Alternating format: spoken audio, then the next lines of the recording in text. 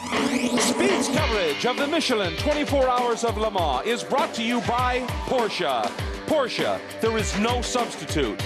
And by Valvoline, test on the track, trusted on the road. Hi everybody, great to be with you. There's a look at the Audi pit. Greg Creamer joining David and Dorsey up here in the booth.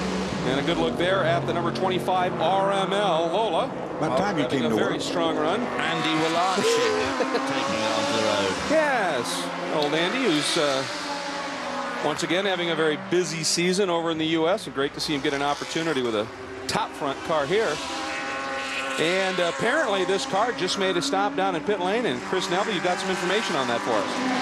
That's right, Greg. Andy Wallace had just brought the 25 machine to pit lane, currently leading P2. These are our defending champions from last year. Now, word is that they are having some boost pressure problems with the car. This was just a routine stop. They did pull some data from the car that they're going to take a look at. However, the team is leading. There already are other problems within the P2 category. We've seen the Intersport team have some issues here, so already some attrition in this category. Andy Wallace may have a couple issues in that 25.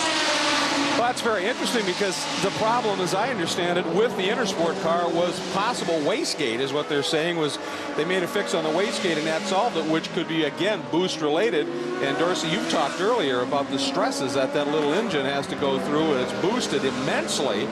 Yeah, to get through 24 hours. Liz Halliday was reporting to us that that it was into an overboost situation. What happens, of course, it's regulated. The wastegate regulates how much pressure that the turbocharger can make. And when it goes into overboost, it goes into a fail-safe mode, and that's why it was shutting it down like that. So they've got that fixed, and that's good. Happy birthday, Greg. Thank you, Dorsey. Yes, absolutely. Talking about overboost. Back in the late 70s, I was driving that BMW 4-cylinder turbocharged 320 turbocharged, and the wastegate stuck at your racetrack at Braden. And it went like hell down the straight, but only once. Yeah, I bet it. Then the pistons were all laying around. It gave 1,000 horsepower for about 15 seconds. Yeah. It was great. Well, that car in upshifts, as I recall when you were driving it, didn't go straight a whole lot in a straight line, because when that turbo lag, when it finally came up on the boost, it was all over the place. And lots of flames came out the side. It was really good fun to watch. It's an interesting stat, and I don't know, I'll be honest, the specific numbers, but in that AER, that little 2-liter turbo with the 4 cylinders, they're saying that with the boost they're running, the horsepower per cylinder was pretty much right on that of a Formula 1 V10 engine per cylinder. I mean, just immense power that little thing was making. It probably is. There is old Andy Wallace, good head-on shot. He comes into the Indianapolis left-hand turn, a slight bank. The old guardrail used to be right up to the edge of the road there, down to Arnage. Always a big crowd down here. The village is just to your left. Of course, that's a new car. Normal every day. That's normally a crossroads when all that guardrail and that fence at the back is taken down. That's just an ordinary country crossroad. It's a new team for Andy, but it's not really a new car. I mean, the same kind of car that the Dyson team back in the United States runs, and Andy's driven for many years. Can't think of many people you'd rather have behind the wheel of your car in an endurance race than Andy Wallace. Well, Andy Wallace ticked me off enormously because I was here in 1988. I think I was working for another TV network, and on the way home in the airplane, of course, sitting in front of me was the winner, Andy Wallace, who had just driven in his first Le Mans 24-hour race, which he won. And when I said, boy, you know, that was great, what's it feel like? And he said, well, that's what you're supposed to do, isn't it? Yeah, that's how it's supposed to work. Bill, Thank you I know very you're supposed to be doing that, but... Got a pit stop here, and this is the Intersport, Lola, and it looks as though we are getting the drivers change. Clint Field getting in. That's Duncan Dayton, who is hopping out of the car. And, of course, Duncan Dayton's Highcroft racing team, after Le Mans, is going to be back with, I believe, the rest of the season, running a very similar car to this, as well at the remainder of the American Le Mans series. But Clint Field now behind the wheel. Duncan Dayton, a very, very successful historic racer. Drives a lot of historic cars, including a lot of Formula 1 cars, some of which are not that old. And he has now won more Formula 1 races at Monte Carlo than Ayrton Senna did. That's a fun stat. Good driver, old Duncan Dayton. I've watched him run the 78 Lotus that Mario Andretti took to the World Championship at Road America. And I mean, the guy hustles those cars incredibly well. As you said, he drives Benettons and Ferraris, and actually at Road Atlanta during the Walter Mitty Historics a few years ago, he's driving the I believe it was the Reynard that Jacques Villeneuve won the kart championship with and won Indy that year, and he broke the outright track record at Road Atlanta, pre-chicane. So just amazing. Here are some of the American drivers, as a matter of fact, talking about that are here, and as you can see, there's a lot of them. Yeah, obviously led by Duncan Dayton in the 33 car, with young Clint Field in there. He's only 22 years old. Liz Halliday also driving that car. John Macaluso, Andy Lally, a very accomplished driver. Johnny O'Connell in the Corvette. Chris McAllister, Bill Binney. Terry Borchella, another very, very successful driver. Tracy Cohn, his first time here. Van Overbeck. Patrick Long, a Porsche driver, of course, official factory driver. Gunnar Jeanette, famous father as well. Tom Milner, another famous father. Gunnar Jeanette ought to upset you as well, because I was looking at his stat. He's something like 23 years old, and this is his 6th Le Mans. It's just unbelievable how young he got going now. At this stage of the race, certainly the Audi's still having things going very well, running 1-2, but in the morning warm-up, Alan McNish's hand went in the air, and at first people thought maybe they were just bringing him in just to check things over, but not the case. He had a bit of a problem, sent him back out, and even more smoke. And that is not diesel smoke either. That's gearbox smoke. Then, in the first hour of the race, right here, watch the number 20 Pillbeam come right across, split the two Audis, and then just about 7 minutes ago, a huge moment here. Watch the lockup. That is Capello. Got away from him, forced the other car right up over the curbing. That was the Vinny Motorsport Zytek. He was able to gather it up, but David, at that point, you noted he lost a lot of time vis-a-vis his margin over Werner. Well, of course, the thing about those escapades where you leap over the curb, we've already saw what happened to the 007 Aston Martin. Went over the curb and punched a hole in the pan, the oil pan. I mean, anything can happen when you start leaping over the curb sideways like that. So what I said at the top of the show, you need a bit of luck, and you really do have to have a bit of luck. That could have gone horribly wrong there, and that was because he was forcing the pace past a lap car. Quite frankly, the Audi drivers don't need to be forcing no pace. Now, 13-second lead went down to a 3-second lead, but I see now that he's forcing the pace again because he's back up to almost 5-second lead. They are throwing down some awfully quick times early. Meanwhile, we understand big developments down in the Panoz pit. Andrew? Yes, indeed, some very despondent faces down here. The 77 car, Gunnar Jeanette, currently at the wheel, has stopped out on the circuit. The team is still trying to assess what the problem is, but this looks pretty desperate from the boys from Brazelton. So I'll bring you some more news when I've found out.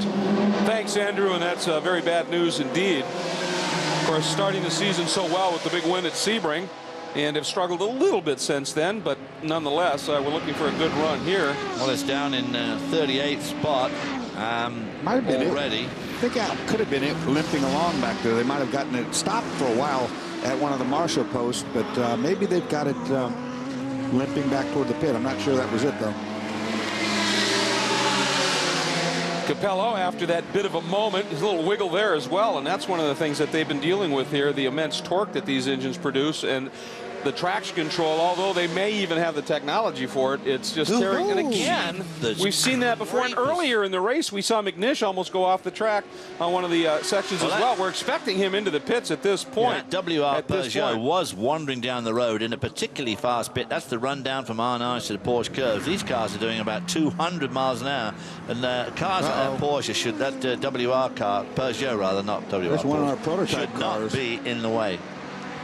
It's off the racetrack, and the corner workers from all over the world here doing a great job. They're pulling him back to a safe area and covering themselves with the yellow flag. I almost wonder, is that the Advan? It's this. I can't See tell. the number on it. It is. It's the number 13 Advan car, which had qualified 5th.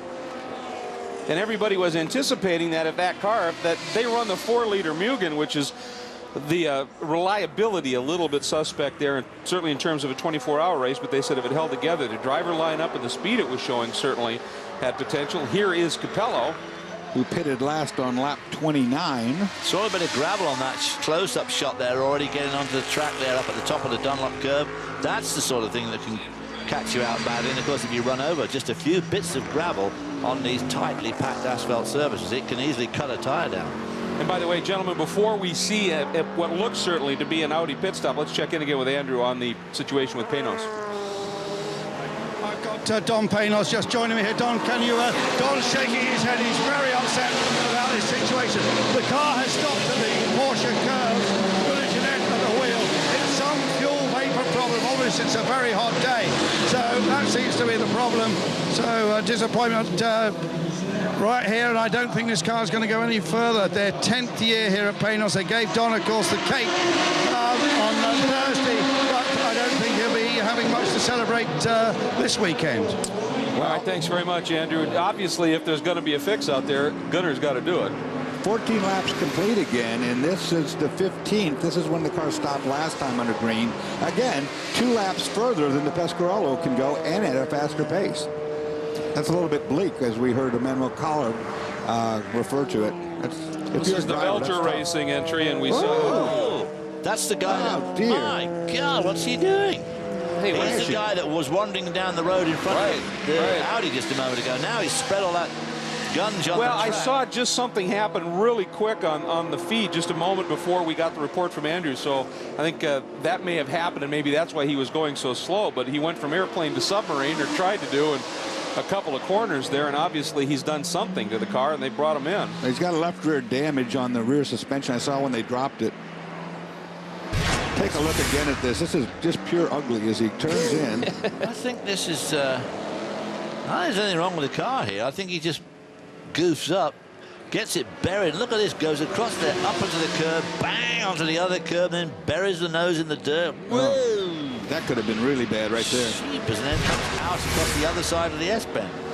It looked to me like he was turning in incredibly early. I do not know what's up there. Something go wrong with the car, I think. You turn in early when you get that feeling you're about to die. You know, it's like if the brakes aren't working. Well, I'm not sure whether Frederick be Houchard is one of the 37 drivers who've never driven here before. And judging by that, it doesn't look like he's driven anywhere much before. Well, that's a tough little car to take that kind of abuse. It is very solid. Good look there at Marco Werner, sitting in the 2nd spot right now in the number 8 Audi R10 TDI. Fuel mileage is amazing on these cars. Stunning. They're showing us, 15 lap runs. No one else has gone past 13. Well, you saw the body language when Collard was being interviewed by Andrew. I mean, talk about... dejected. Looked like he was going to the old tumbrils. Well, the last few laps even, these Audis have been running low 34s, low 35s, and the 2 Pescarolos have been running 39s and 41s. So, I mean, they're just seconds faster at this stage and going much longer on fuel. And now we see it is Werner who is bringing the number 8 down into pit lane for its stop. Well, and we are off in both of them. We also have Capello in as well. At 2 laps a stint, you're going to pick up a couple of pit stops. I would certainly think so. Let's get down to Brian Till. Greg, the Audi's come down pit road. It is the 7 that makes it to his stop first. Capello in the car shaking his head no for some reason and made it some kind of emotion like there was a vibration in the car. We'll have to take a look at that. They will replace the little windscreen that kicks the air up over the driver's head on Capello's car. Meanwhile, Werner comes in right behind him. Looks like routine stops on both of these cars. It'll be a full load of fuel. I see no tires being even laid out for the 7 nor for the 8. It looks like they'll double send them. Should be routine stops. Capello should be back underway. He's won this thing twice. Will it be 3rd time a charm? Interesting that they didn't opt to do tires on that 7 car after that big moment he had sliding across the grass and the curbs, and maybe that was the vibration, but maybe that's it probably cleaned what he was itself saying. up. Don't change the tires. I would say is what he was saying, because they probably felt just fine to him. I'm sure the Michelin guys had to have a look at him now. So Werner follows him out, and the 2 Audis once again back on track, and it appears as we take a look at our scoring monitor that they once again did not even give up the lead. We hop on board with the Corvette, and we'll be right back to the 24 hours of Le Mans.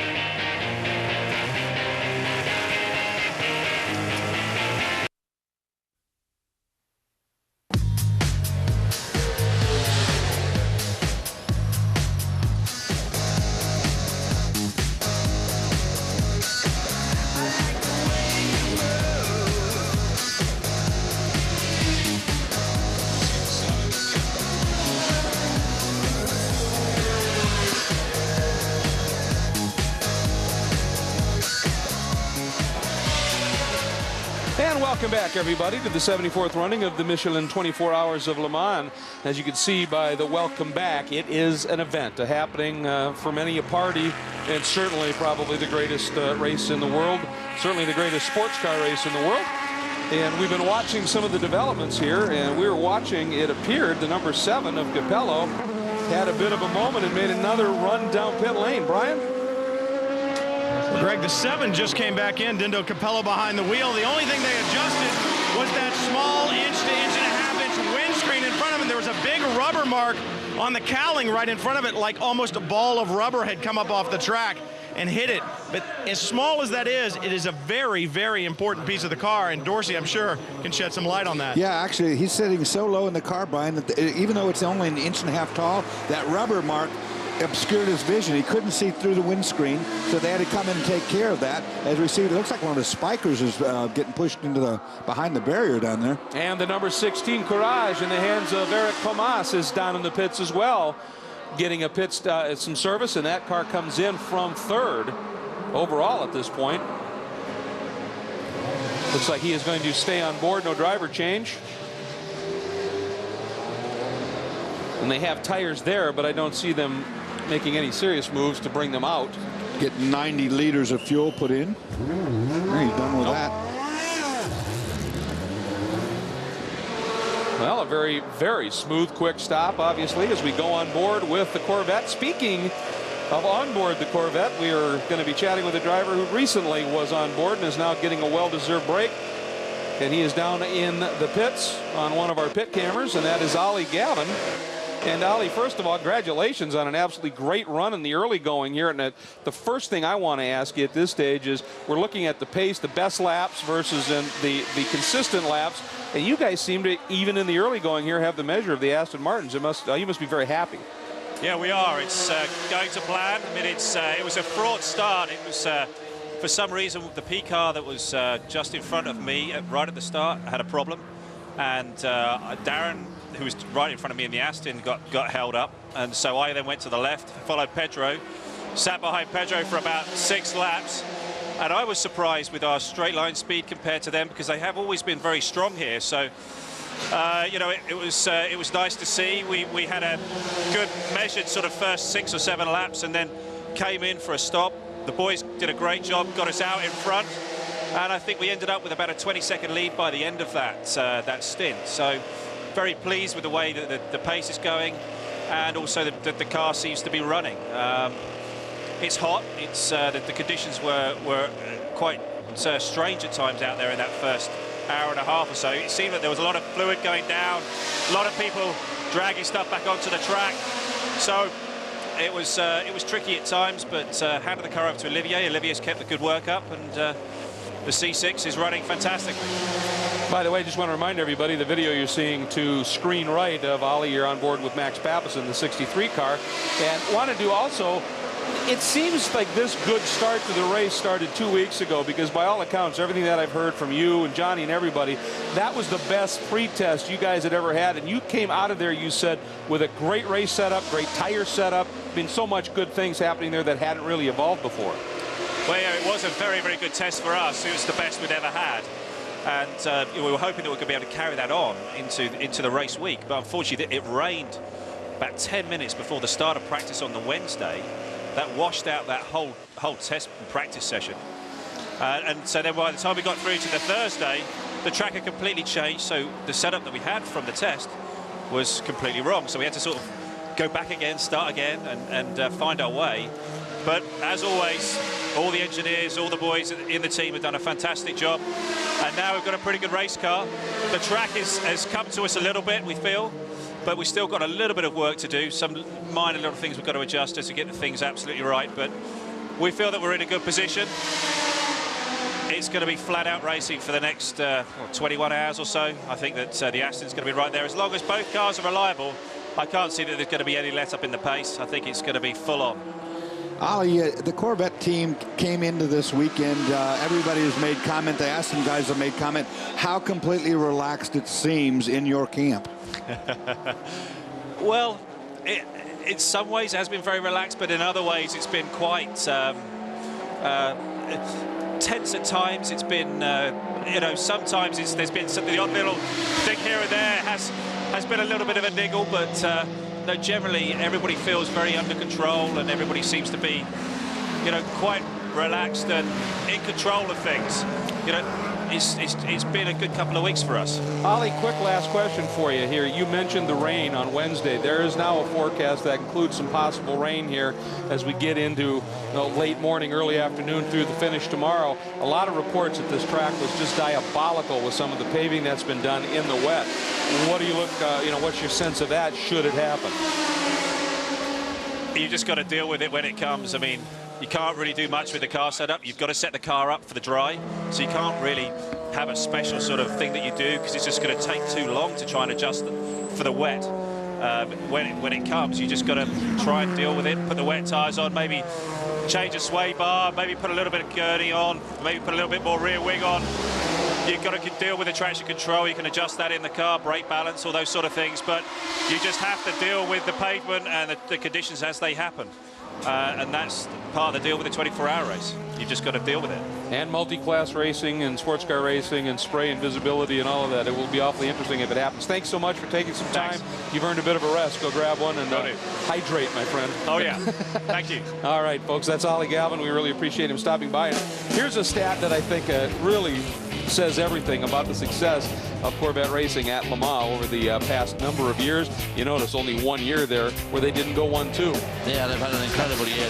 Amazing. You know, we said they look pretty relaxed down there. There's a big team. There's a lot of them here. There's a big group, and they are really on top of things all the time. But obviously, one thing that also will affect them if it does rain later on in the race is the old windscreen by then will be getting a bit pitted and a bit messed up. They might have to change that to before they go out in the rain, because it'll be a terrible mess. Absolutely. We'll have to keep track of that. And we are going to step away real quick. The number 64 Corvette currently 17 seconds ahead of the Aston Martin.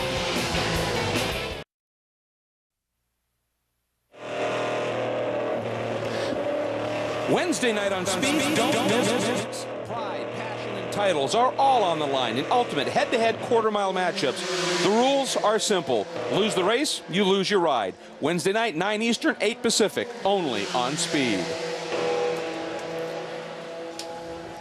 Welcome back, everybody. Good look here at the number 12. One of the Courage Mugen cars from Courage Competition is down in the pits, and we are seeing the number 73 Corvette, or 63 Corvette, sorry about that, make a run down into the pits. And you can see on the back corner, left rear corner, some damage there, and one of the Aston Martins following it in. There's that damage, and obviously one would have to suspect that came as a result of that spin that O'Connell had in the contact, but it looks like it may be getting worse. Well, it certainly has come unglued big time. It did hit the guardrail. It was a fairly good thump, but it looked pretty unscathed at the time, but obviously it has come back to haunt them. And Max Papis is doing some really good sterling work. They pulled the car back up about 30 places, so he was going really, really well, but this is going to pull him back a bit. Well, remember, they're going. Well, looking at the back of the car, they've taped it up a lot, guys, but you can only tape so much at the speeds that they're going down these long straightaways. They will take this opportunity to do tires, fuel, and a driver change. You look at that damage right there. They take these large pieces of duct tape,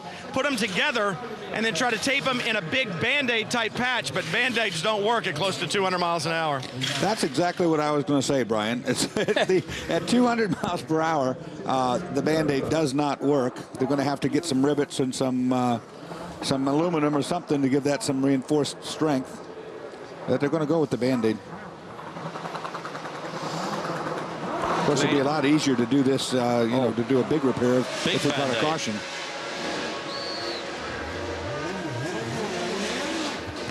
Yeah, those are some massive pieces of very, very sticky vinyl now that they're going to try and do it with. But this is exactly the kind of thing that bites you at Le Mans. One problem builds to another problem and then builds to another problem. Well, you can imagine the amount of pressure that's on that. 200 miles per hour is faster than single-engine aircraft can fly. So. And of course, in that wheel arch area at the back there, tremendously disturbed there as well, sucking off the ground, and it gives you no leeway at all for touching any other. I should say most single. That's that new pit exit, which I must say. Oh, the Ferrari is having a moment there. Not 100% convinced it's a very good exit. And there's the number 17 Pescarolo in the hands of the legend, the god here in France, Sébastien Loeb. So you can expect to be seeing a lot of him, and deservedly so. But we also want to welcome somebody to the booth, and it is the president and CEO of the American Le Mans Series, Scott Atherton. And great to see you here, making the trip to the other side of the pond, as it were. And once again, you've got to be pretty pleased with how teams that are contesting the American Le Mans Series are doing right here. Well, they did great in qualifying. It's early hours yet, but so far so good. This is the namesake series, obviously. What gave the American Le Mans Series its birth and its voice and its existence, and it has grown and done so much good stuff. And I mean, it's going to be tough to beat last year with the results that American Le Mans Series teams put up. Yeah, it was. When you think of the 4 classes and the 3 podiums available in each class, I think we took home 8 or 9 out of 12. So not a bad year, including the first overall last year. That'd be a tough year to beat. This, you mentioned it's early on right now in this race, but so far being here just through the event at this stage, what are you taking away from it at this point? What have you learned? What have you seen, or what surprised you even? Well, you look at the reinvestment that the ACO has made in the facility here, and that's the first thing that strikes you. You know, the event seems to grow in size and stature every year. The perfect weather they've got here this year has got to bring a record crowd. I just came walking through the village, and it's standing room only everywhere you look. So I wish we could transplant every American Le Mans Series fan here just once, because they'd come away changed forever. I would agree with that. This is a truly remarkable experience, and the fact that Don Panoz and the American Le Mans Series are trying to bring that to the States, and it has had a lot of success, really, I think, is spectacular. We're looking at the Essex entry that is down, and this is going to undergo a long stop. What are you hearing from any of the teams here that maybe aren't running in the American Le Mans Series right now that are interested? We've certainly heard lots of rumors. What have you heard that may be concrete? Yeah, this is the time of year where there's a lot of inquiries being made. We have European teams that would like to come and run Petit Le Mans and potentially do both Petit and the finale at Laguna. We're always working to that end, and frankly, I'm looking forward to getting back to the States and getting back into the American Le Mans Series. You know, next up for us is Lime Rock. Hang on 1 second. Let's get down to Brian Till, who's with the number 64 CompuWare pit stop. Greg, this is your leader in the GT1 class. Olivier Beretta just got out. Jan Magnussen got in. Remember, this team has won this event the last 2 years. They'd love to make it 3 in a row for the 64 car. Magnussen, just magic behind the wheel of almost anything he drives. A routine stop. 4 new Michelin tires they'll take, driver change and fuel. Nothing awry here. Body work looks in good condition. Not a mark on the car, guys. We watched these guys practice this pit stop, and the huge amount of fans that are here gave huge amounts of cheering and carrying on. They love watching these guys do those pit stops. Well, they do a lot of practicing, and of course that's what you need for this to win these races, because they are so competitive now. There is just no quarter given. You can't give up. You can't slow down at all. And that 63 incident with the guardrail is obviously going to come back and haunt them big time as this race progresses. Scott, getting back to what we were chatting about, obviously at the very next race at Lime Rock for the American Le Mans Series, it will still be the R8, but after that, we're expecting both of the R10 TDIs. That's exactly right. So, you know, anybody wanting to see history being made will literally be the last running of the R8, and what an incredible career it's had. And then beginning at Salt Lake City, we'll have the 2 diesel Audis. Coming into the series at Lime Rock will be a second Ferrari 430 under Giuseppe Risi.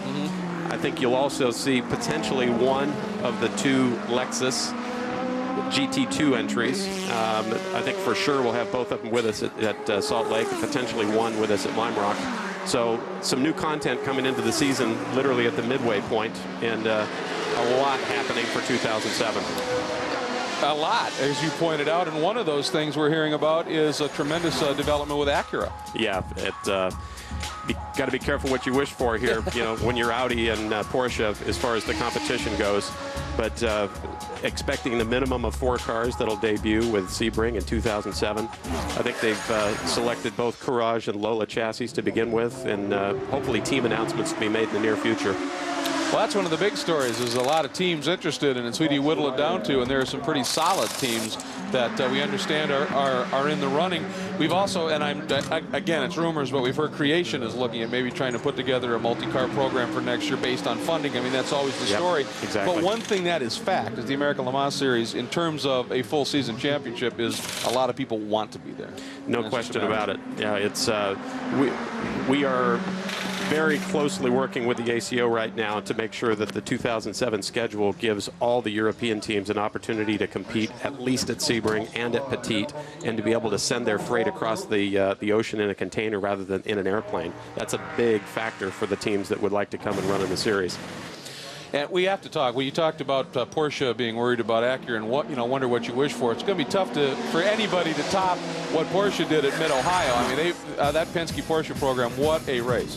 Yeah, after a couple of tough outings, you know, with Sebring and Houston behind them, I think they showed the true colors here. And what an incredible combination Penske and Porsche is together. And I don't know that we want to see an LMP2 winning overall on a regular basis, but that was quite a stellar performance. And of course, if you've got the Acura coming in next year with even a couple of teams, and you've got Lexus there, and of course you've got Porsche now, and Audi with the diesel. What about Peugeot? Do you think they're likely to come across with the diesel eventually? You know, that's a good question. The fact that they currently at least don't sell road cars in North America is a bit of a factor, but a month or so ago, I was told by the general manager at Sebring that they'd had inquiries from Peugeot looking for hotel rooms and asking about track testing. And I wouldn't count them out for Sebring, but right now, very much unconfirmed. We should say also that although it's very similar, it's not a mirror image. American Le Mans Series has some different rules about them governing the United States faction of this. Yeah, it's in the early years, it literally was a mirror image. And the reality is the rules and regulations that apply to a single 24-hour event don't always translate perfectly over into a 10-race series across 8 months on the calendar and across North America. So thankfully, over time, our relationship, and I think the trust that the ACO has put in both the American Le Mans Series and IMSA, our sanctioning body, now gives us a certain amount of autonomy to be able to still maintain the respect of that Le Mans connection, but also put some rules in place that make sense for a 10-race series. And most of these rules are really rules to the car itself, you know, adaptation of different things that, you know, you could run the car over the United States and you can run it over here. As we see one of the Spykers in trouble, the 85. Well, we've been watching that car. It had been limping around and stopping and starting and stopping. But on the other side of the coin, we just saw, if you were watching the graphic there, the 86, the team car, is leading in the LMGT2 category right now, which is just a remarkable development for this program. And they sell these cars in the United States, David. Well, they've made it back. I thought we'd probably seen the last of that. He was stuck down on the straight. He was in one of the chicanes on the main straight. That's, what, 4 miles from here, but they've got it back. It must be like an electrical problem of some sort or something, because they got it pop started. You saw the marshals there lending a hand. Now it's running on its own. Of course, the Spyker has the Audi A8 V8 engine in there. The engine you'd find in the Audi A8, obviously tuned up a bit, but still all a good, reliable motor for these guys to use. Yep, it's going to go in the garage. You see him putting the little casters under it, which always means they're taking it back and out of the harm's way to do some major work. Watching here now again on the world feed, the number 76. That was a car that qualified on pole, then had the little development with the chassis, and they were allowed to run but start at the back, and they're fighting their way back into things as well. As a matter of fact, up to second in the category right now. But Scott, one of the things we were chatting a little bit about the development with Peugeot. Well, of course, they made a big announcement here, and what we want to do is take you back to that as Andrew Marriott talked to the president of Peugeot, one of the top gentlemen there, about the unveiling and the future of this potentially really strong program. We thought that winning with a diesel engine at Le Mans was a very great challenge for us. You took this decision, I believe, before Audi made their announcement. You were both thinking in the same direction. Yes, but what is important for us when we enter a new challenge is to win. But to win against competitors, great ones. And I think that Audi is a great competitor because they won Le Mans several times. And we have to be clear, we don't think that we will be able to win in 2007. It's 2008 that is the year for us to win Le Mans with the diesel engine. So that was the announcement, and the interesting thing is the question is going to be that they kind of skirted, from what I understand, to be honest, is what's the car going to look like? A lot of engine, and there are rumors it may be a coupe, and we're hearing rumors that ACO may decide the future of Le Mans might be coupe. and wondering what that might translate to for the American Le Mans Series. Yeah, the ACO held their annual press conference yesterday, and they did show a graphic or an illustration of what would potentially be a 2010 LMP1, and that illustration was a closed-top car, or a coupe, as you say. And right now, I think it's a discussion that's taking place. They're inquiring with a lot of manufacturers. They inquired with us this week for our feedback. You know, right now it's a choice, and the rules, the way they're written, seem to favor the open-top version. But you know, I love the look of a closed-top prototype, and we'd love to see them run, and have to see what manufacturers do in embracing the new plans for, you know, what's important now is stability through 2009 with new rules to come in 2010. But the thing about an open car is that you do get even with the modern cars where the car comes well up the side and the safety is such that the driver's in a much more of a cocoon than he ever used to be. There's just something about those open cars to watch them. You know, you never quite, I mean, look at this now. I mean, you have no idea who's really in that car. Right. I mean, swoopy. Obviously, the old IMSA GTP prototypes, you know, back 10, 15 years were terrific. Yeah, when they were running the coupes at IMSA, they didn't seem to have a real problem with crowd caring about the identification factor. They just loved the look of those cars. So that's the deal. All right, Scott, we want to say thanks very much. Appreciate you stopping by and, as always, giving us the information. We hope the rest of your weekend is just fun. Go out and enjoy some great car racing and have a good time. Thanks, Greg. We're looking forward to getting back to the States and back to the American Le Mans Series. That's right. 2 weeks after this race, folks. It's the American Le Mans at Lime Rock. So, and there is the Pescarolo Sport pit area, and they are sitting, watching, and hoping. But it is the Audis right now that are in control here at the 74th Michelin 24 Hours of Le Mans.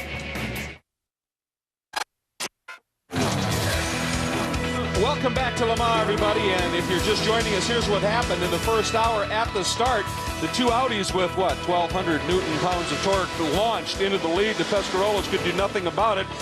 Shortly thereafter, number 69, and that is Babini in the Aston Martin, a huge shunt over at the exit of the Porsche curbs, and it was probably caused as the 007 Aston came across some curbs, ripped off the oil pan, and dumped a bunch of oil. Meanwhile, the Audis, also a very close moment, as the pill beam spun right in front of the second-place car. In the second hour, things went awry for the number 63 Corvette. Ride and enjoy this moment, although they didn't.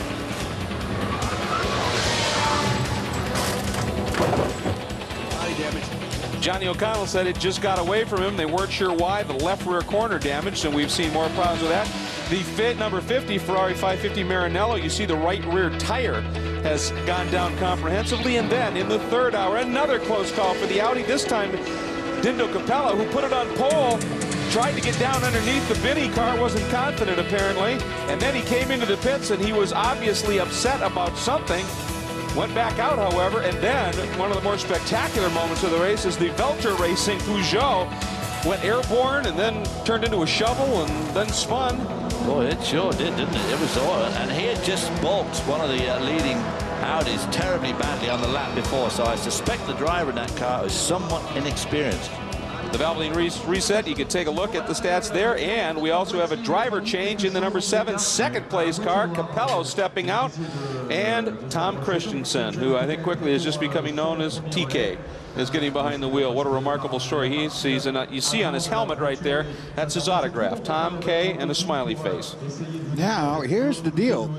This is only 10 laps after the last time they stopped. We know they can run 15. So that's a little bit premature. I didn't hear wheel spin then, did I? Don't say it. Oh my gosh. 3 minute Instant penalty. dismissal.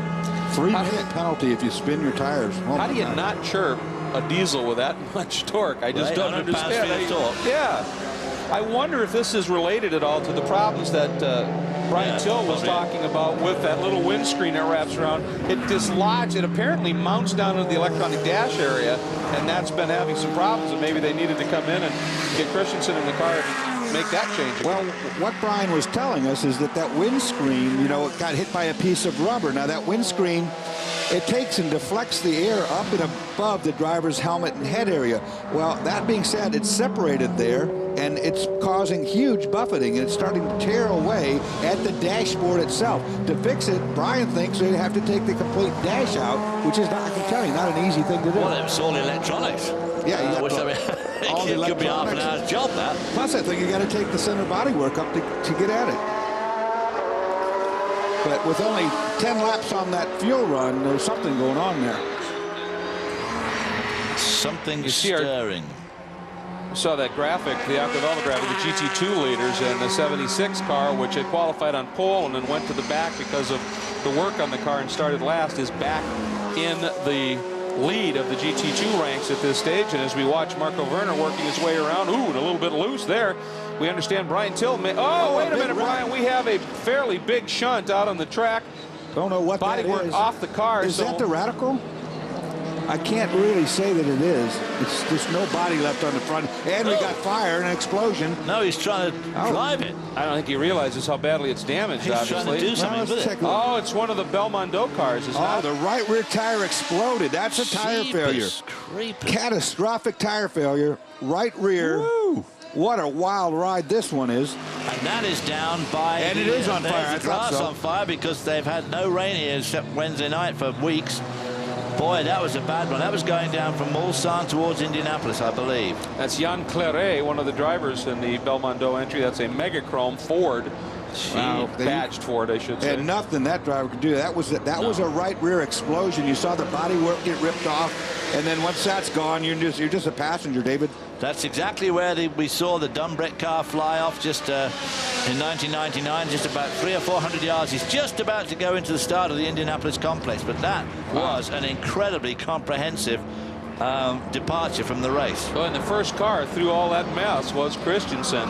Just saw him duck through the turn, and there were marshals all over the track trying to pick debris up. Well, I wonder if this may bring out the safety car. These cars are made of carbon fiber and, of course, Kevlar.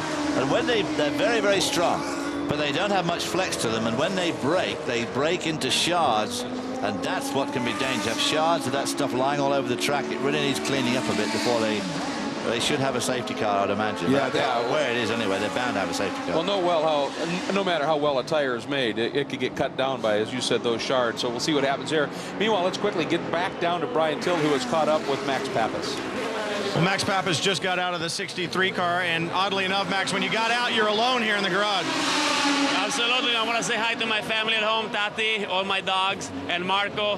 He's coming in 4 weeks. I miss you very much, guys. You know, we have, on the racing side, we had definitely a steep beginning of the race. Unfortunately, Johnny, lost the car, and we don't really know why, and we had to use a repair. The car is not really as good as we want it to be. The Corvette is running a little bit, with the steering wheel tilt to the left in the braking zone. The car is pulling right and left a little bit. It's definitely tough, but we still have many hours to go, and the crew guys here are fantastic. Dan Binks is #1. He's going to fix my car, so I'm going to go really fast at the end of the race. Talk about fixing the cars. Check this out. An old stock car trick is to take this duct tape, tape pieces together and make a big patch. That's what we thought they were doing, but indeed, this is what they're putting on the car. And actually, one of the guys, Ross Jeffrey, on the 64 car invented this stuff. And what it is a piece of laminate, which several millimeters thick, sticky as crazy, guys, and it holds the car back together. All right, Brian, we're going to jump in here. Christensen, the #7, the car going into the garage. Now, we saw he was the first car. One, he stopped short, only 10 laps. Two, he came through that accident scene, and then they were. There's, you see the marks on the nose there where that rubber hit it.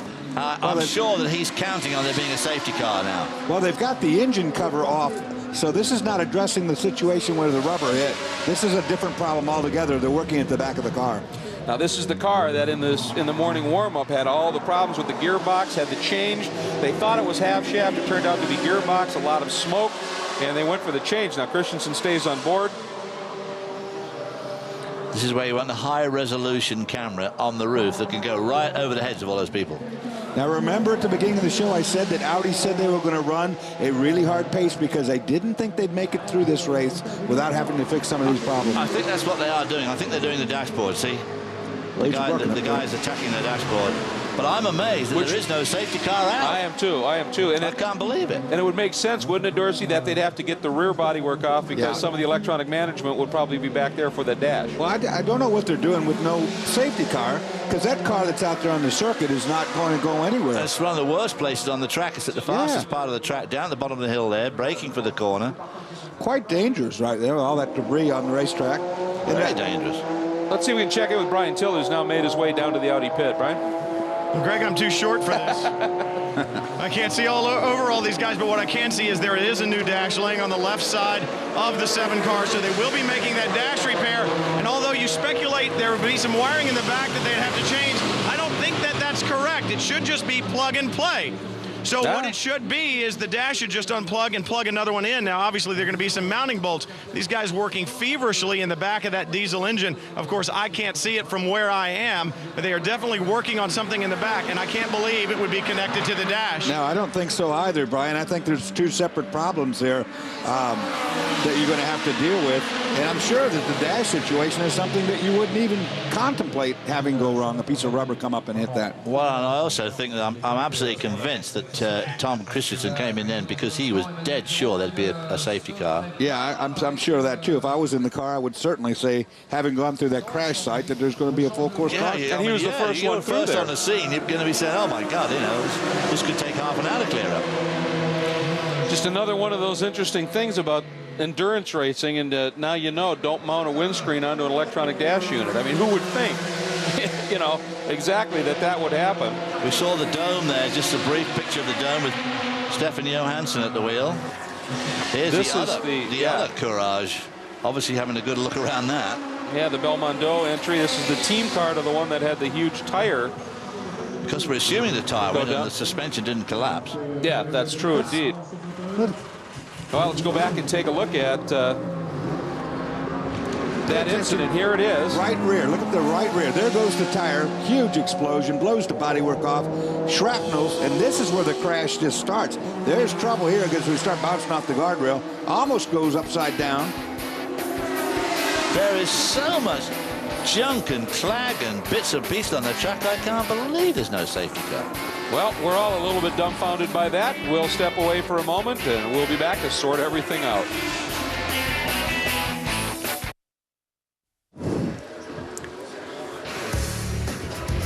Wednesday on Speed, Unique Whips tricks out your TV. Tune in as Will Castro and his crew handle the rides of today's hottest celebrities. Because whether you're East Coast or West, a car is just a car until it's unique. Unique Whips, Wednesday night at 10 Eastern, 9 Pacific on Speed. Welcome back to the Michelin 24 Hours of Le Mans, the Circuit de la Sarthe here in Le Mans, France. Great to have everybody with us. A good look there at the number 16 Pescarolo Sport. Judd-powered sports car in the hands of Eric Comas right now, running second overall behind the number 8 Audi of Marco Werner. The Audi R10 TDI. Sebastian Loeb in the team Pescarolo entry sits third, and of course the big development recently has been the Audi of Christensen going into the garage for some work. They are still working on the front of the car, but more work unfolding at the back, Dorsey. Yeah, you see the mechanic back there ratcheting away. This little dashboard thing is inconvenience. That's not the problem. Problem's back here in the back, and it's something major. Okay, Brian, what are you hearing down there? Well, the telemetry guys was showing them that they had some fuel pressure issues. The engine wasn't stumbling, it was running fine, but they wanted to get it taken care of. You know, telemetry is a great thing, but what it means is they're going to have to change a lot of components in the back of that engine. It looked like they were definitely changing the diesel injectors in the back, or probably some other fuel-related electronics as well. I saw the fuel rail, if you will, or the fuel lines that go to the individual injectors laying up on the fender work. So certainly I think you're right, Brian. They're probably putting fuel injectors in there and replacing those lines. Well, we know the one thing they're not changing is the plugs. Look at all the debris at this crash site, and they haven't gone to no, that's not the crash site. That's on the main straight. That's those pieces of rubber then that was hitting on the Audi from before. And gentlemen, I don't want to be a naysayer here, but I think we have just seen a huge development, certainly in terms of Tom Christensen extending his streak of consecutive wins and adding to his overall win tally here, because this has just gone from being a job up front to a job of catch-up, and that is not always well done. He's dropping like a stone. He's three laps down already and still in the garage. Well, he will be. Here's the crash site. I must say it looks pretty clean. I'm not quite sure where the wrecked car is. They must have hoiked it over the guardrail with a crane or something there, just out of sight down to the Indianapolis corner. Well, there are a lot of marshals out picking stuff up, but one, I wouldn't have wanted to have been one of them with cars coming streaming through that section of track. And how well could they have cleaned it without proper time and the like? But I guess the officials have deemed it to be okay. But at this stage, Continue to watching the action here of the Pescarollos. And we're watching Comas, Loeb, of course, behind him. And let's check in with Chris Neville. Well, Greg, we should be seeing the Pescarollos coming to pit lane here in the next few laps. Both the 16 and the 17 car. Both running very well. Teams are saying the cars are running fine. It's just we can't keep pace with the Audis. There's nothing we can do at this point in time other than let the clock turn. So these teams just saying, guys, keep it on the racetrack. Take it real easy. We still have a lot of racing in front of us. And Audi right now is having problems. Well, you know, we were all speculating a little bit about what would happen in terms of outright speed when we got here, but maybe some of us forgot the lap that McNish turned in qualifying at Sebring. It kind of had a lot of heads wagging, and we're seeing that kind of pace now. But we have another very special guest here in the booth. But Mr. Hobbs, I'm going to let you introduce this gentleman and have a chat with him because you've spent some time with him. Well, we're going to welcome with us Richard Atwood, the first man. Ooh, there goes the Aston Martin 007, having a very traumatic day. That's down at one of the chicanes on the straight. Of course, in our day, Richard, they didn't have those silly chicanes. No, we didn't have that problem there, so it was just a straight line. No, that wasn't a chicane, that was Mulsanne, wasn't it? Yeah, it's one of the chicanes that are down the Mulsanne. So, yeah, they weren't there then, but that's a long time ago.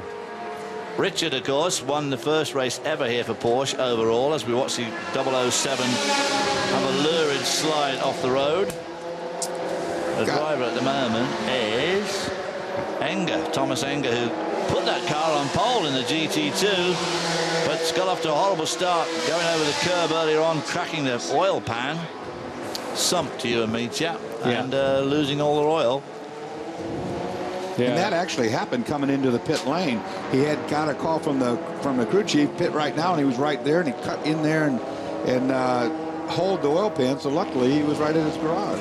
Yeah, I think he pulled an oil pipe off, actually. It wasn't the engine sump, it was an oil line, I think, so it was relatively easy to repair. But if it had been the hole at the bottom of the engine, it would have been more difficult, I think. Now, Richard, you won this race, as we saw there in 1970, the first guy to win overall in a Porsche, and of course since then they've gone on to win another 15 of them, 16 wins overall. Track's changed a lot since those days. So what do you think of the new Dunlop curve and down to Tertre Rouge? Tertre Rouge has been realigned. I actually haven't been around the new track, the track as it is now. I only came last year for the first time after 25 years, so I'm not really up to speed with Le Mans.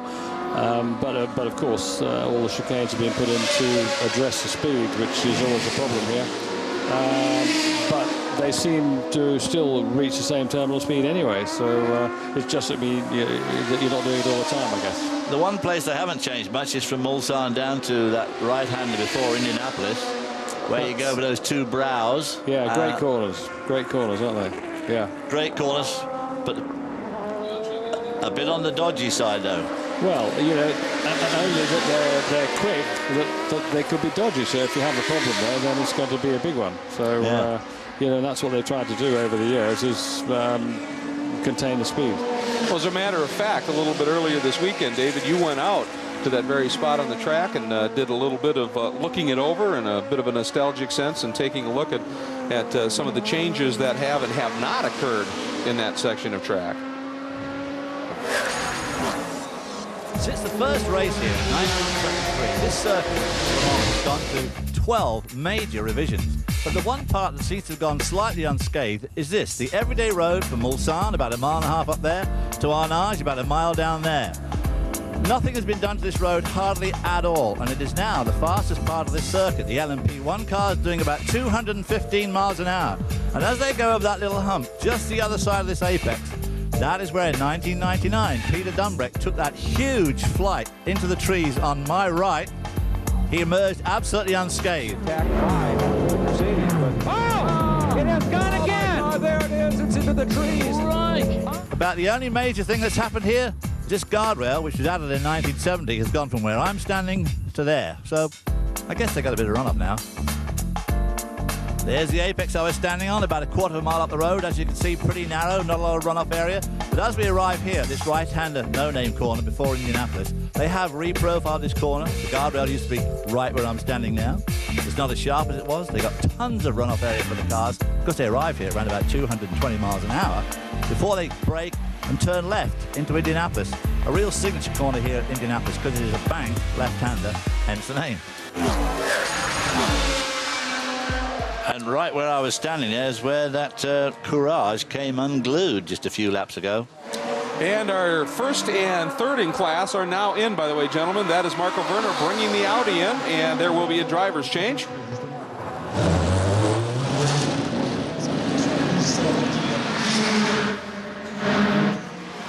Looks like Emanuele Pirro will be getting behind the wheel. Also coming in was Eric Comas bringing the car in as well. So that's the significance right there. And you can see Werner helping get everything bucketed up. There he goes. He's plugging in a number of things. And let's get down to Brian Till.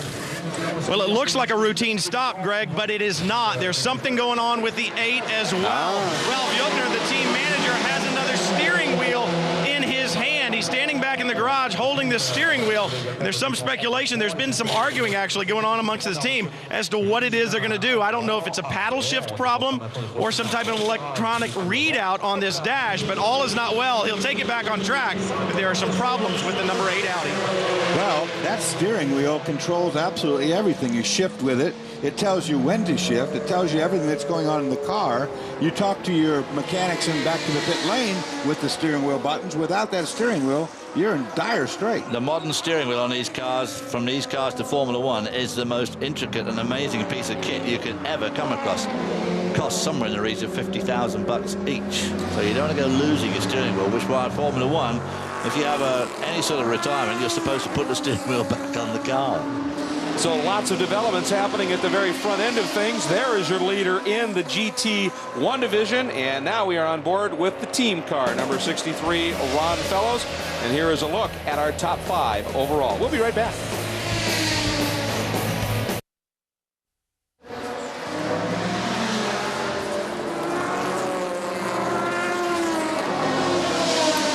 Welcome back, everybody, and great to have you with us here. And we have a very interesting development unfolding right here. You are watching the 009 Aston Martin as it is coming after the 64 Corvette in a battle for position, and also the number 7 Audi.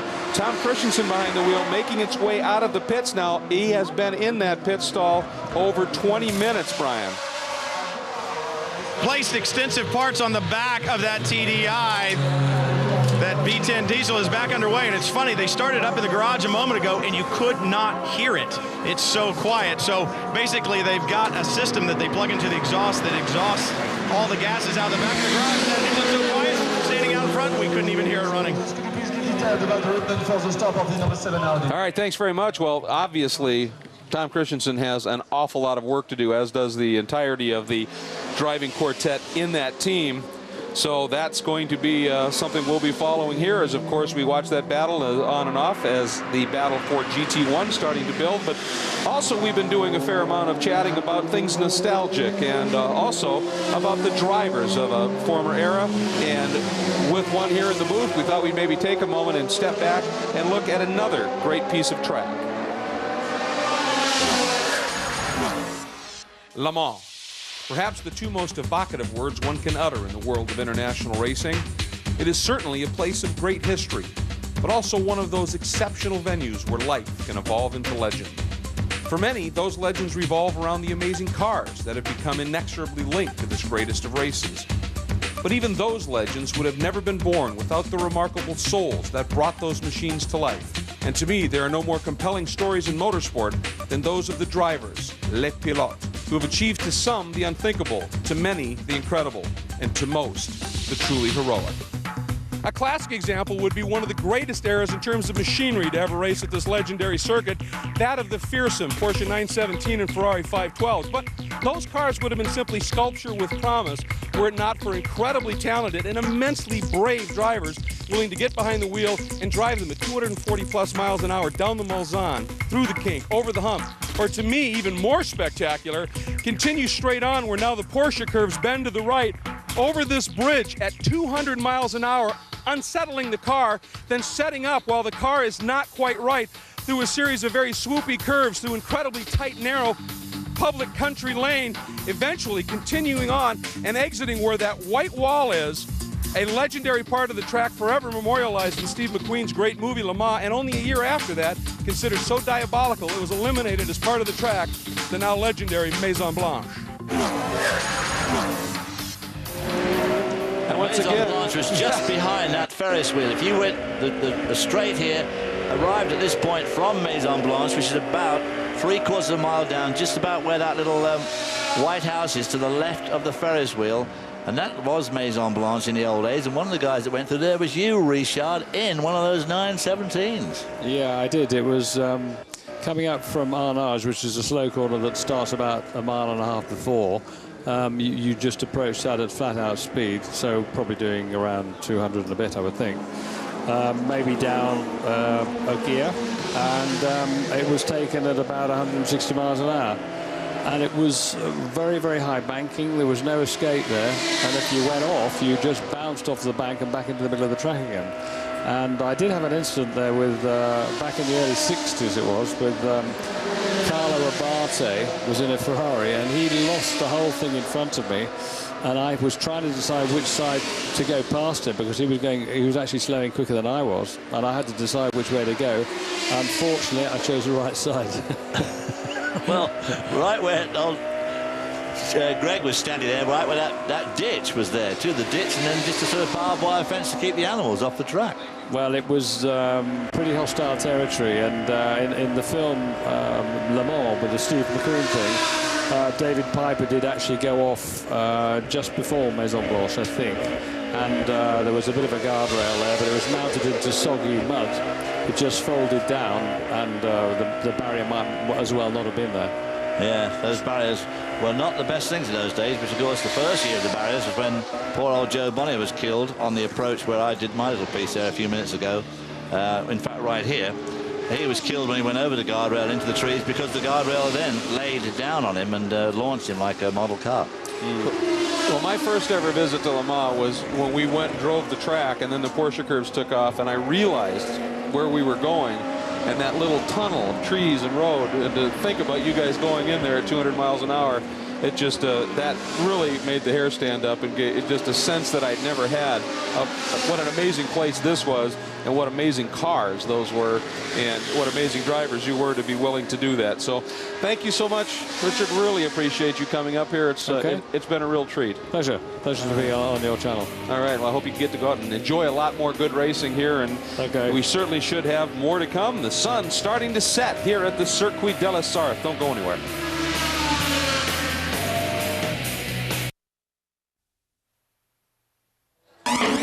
Speed's coverage of the Michelin 24 Hours of Le Mans is presented by Michelin, a better way forward. By the all-new 2007 Lexus ES 350, the car that asks, is it possible to engineer desire? And by Progressive Direct. Call 1-800-PROGRESSIVE or visit progressive.com for a free quote.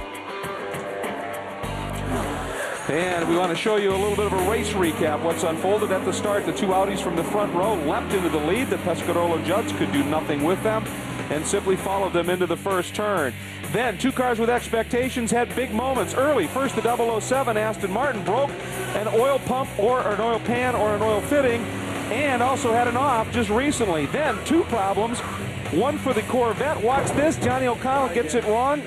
Damage to the left rear corner. Spent a little bit of time in the pits. Then for the Audis, close call here. Watch this as the number 20 Pilbeam splits them as it spins. And then Dindo Capello on a charge after he'd taken over from Alan McNish, trying to get underneath the Binny Motorsports car. Locks it up. It gets crossed up. Manages to save it. Then two spectacular moments. The Velter Racing Peugeot climbing, bounding, flying, grinding over the curbs. Comes to a rest, and then the most spectacular moment thus far, the number 37 Belmondo Racing P2 entry. Tire explodes into the guardrail. Debris, bodywork everywhere, even a bit of a fire.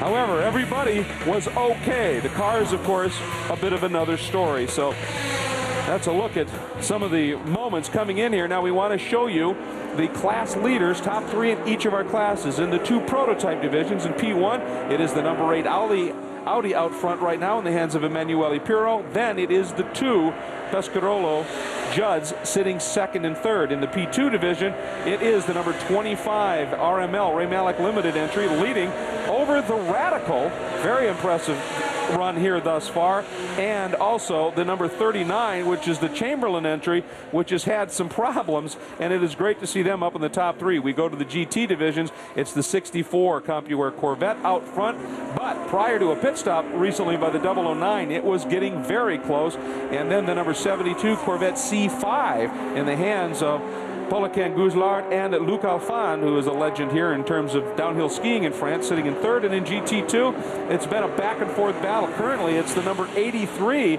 Porsche from Cycle Motorsport that leads it. The 86, and this is a great story, is the Spyker that sits in the second spot. And we've seen a lot of cars working through there at certain points. We've also seen the car that qualified on pole up there as well. Let's check in with Brian Till. Greg Emanuele Pirio behind the wheel of the 8 car. All is well there. I checked in with Ralph Yutner. He said it's just shift lights on the steering wheel. They can do without them right now. The 7 back underway, but many laps down. So it almost looks like it's last year in reverse. Pescarolo seems to be running fine. Audi seems to have the problems. Chris? Brian, while we were away, both Pescarolos were in. First, it was the 17 car, and everything was fine with that car. Very quick pit stop. Sebastian Loeb staying in the car. Prior to that, it was the 16 car. Eric Comas bringing that machine to pit lane. Now, the only thing I noticed on that one is they did replace the windscreen. That windscreen was torn up by debris on the racetrack, something that we've seen collecting as this race is going on. Lots of rubber debris out on the racetrack. It was a quick stop for the 16 car. Not as lengthy as the Audi. All right, gentlemen, thank you very much. And it has been an interesting and eventful start to a 24-hour endurance race. There's no question of that. It certainly has, and everybody's been setting some cracking times. The best lap from the Audi of number 8 is a 3:32. The best lap that Christensen's car's done is a 3:33. The Pescarolos are both done a 3:35 and a 3:36, so they're not that far off their qualifying. So these guys are nailing it right from the drop of the flag, and we have seen quite a few instances. The 2 Aston Martin incidents pretty hair-raising, and of course Johnny O'Connell, most unlike him, to just go driving off the road like that. And Dorsey, you predicted some of that pace. Well, yeah, I tell you what's catching my eye that I don't like seeing is there's this huge amount of rubber that's out on this racetrack, and we're starting to hear now of damage caused by these balls of rubber that are flying up. They can hit the driver and the helmet. They can hit all sorts of things. I think before this night's over, that rubber is going to be a big problem. And keep in mind, we are very early into this night, and then, of course, a lot of coverage to come. At 8 p.m. Eastern Time, we will be back with more live coverage of the 74th running of the 24 Michelin 24 Hours of Le Mans, and it will be right to the very finish. But coming up next, some more great racing action, live NASCAR Craftsman Truck Series action from Michigan. So we'll take you to there. You're going to enjoy that. But as we said, there's going to be some great racing to unfold yet here at Le Mans. And when we come back at 8 p.m. Eastern, we will take you live right to the finish of this absolutely stellar event. And plus, bring you an extra half hour of coverage and bring you up to date on what unfolded, interviews with winners and champions and the like. So make sure you stay tuned for some NASCAR action from Michigan and come back at 8 o'clock for the rest of this legendary event. We'll see you then. Tonight on Speed. The greatest automotive endurance race in the world is back. 24 Hours of Le Mans. Big slip right there. Unbelievable. Whoa. Grueling, intense, unmerciful. Catch all the action this weekend from start to finish as Speed brings you live coverage from the 74th running of this prestigious event. 24 Hours of Le Mans continues tonight only on